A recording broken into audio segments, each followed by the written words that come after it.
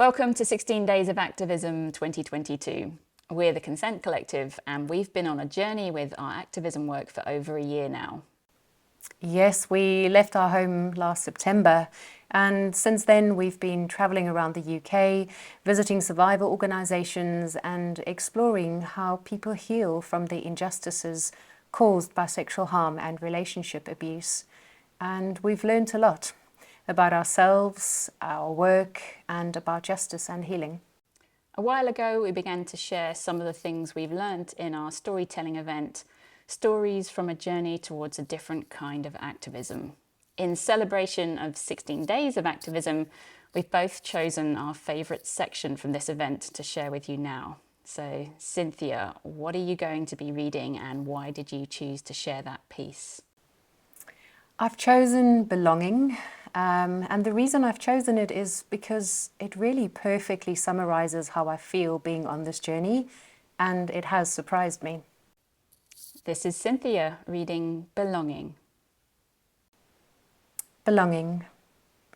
How can it be that the longer we're on the road, the greater my sense of belonging? It's with beautiful curiosity that I think about this on one of the many new walks we discover on this trip. I could not have predicted the absolute groundedness that big belonging would give me. It makes sense now that we're in it. Just like the ocean's water temperature only makes sense to me once I'm in it. It's because the spaces where I find myself belonging, albeit not permanently, have risen in number substantially on this journey. And instead of waiting to return to somewhere so that I belong, I feel like I belong in each and every one of them. They are all different. I like some more than others. They all have something different to offer, and they are all part of the same thing. They are part of this story, all the parts that make up the full picture that's busy taking shape. Thank you.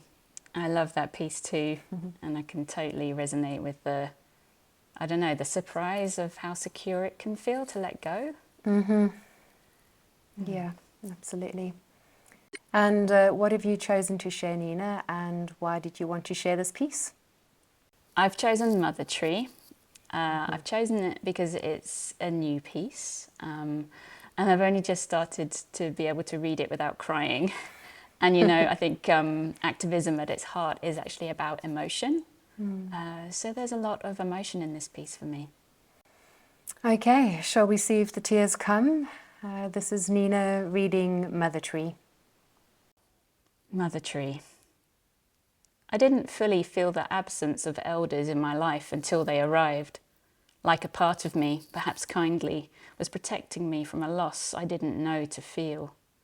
Now I've steeped myself in this magic, and sitting on the plane flying home from Whidbey Island, a place we lovingly call Narnia, I've never felt so seen and so loved. I smile at life. I've been taught, or rather I've felt, the most powerful political lesson of my life. And it wasn't wrapped up in intellect, insight, or even wisdom. It was simply wrapped in love. To be seen and loved by people who'd really worked on their ability to see and to love. I feel my roots receiving the nourishment of connection. A deep smile resonates throughout my body. I know what it feels like to be seen and to be loved. It makes me feel like I'm running on a different kind of fuel. I feel powered by a renewable sense of connection instead of trying to top up my tank to cope with the more familiar feelings of isolation and struggle. In the past, I desperately focused on how far my branches could reach, hoping self-care would be sufficient to keep me on my determined path. Now, I'm simply feeling the growth and interconnectedness at my roots, and I'm trusting that my branches will grow with ease. I smile down at the master's tools gathering dust at my feet. They feel irrelevant. Oh, patriarchy. No wonder you fear old women so much, taking care to keep them isolated and ridiculed, trying to persuade us there is no power in our own old age.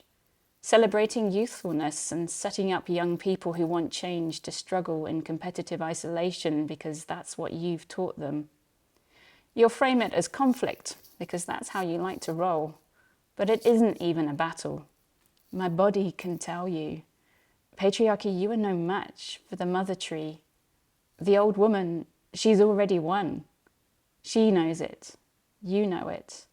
And now I know it too. Thank you, Nina.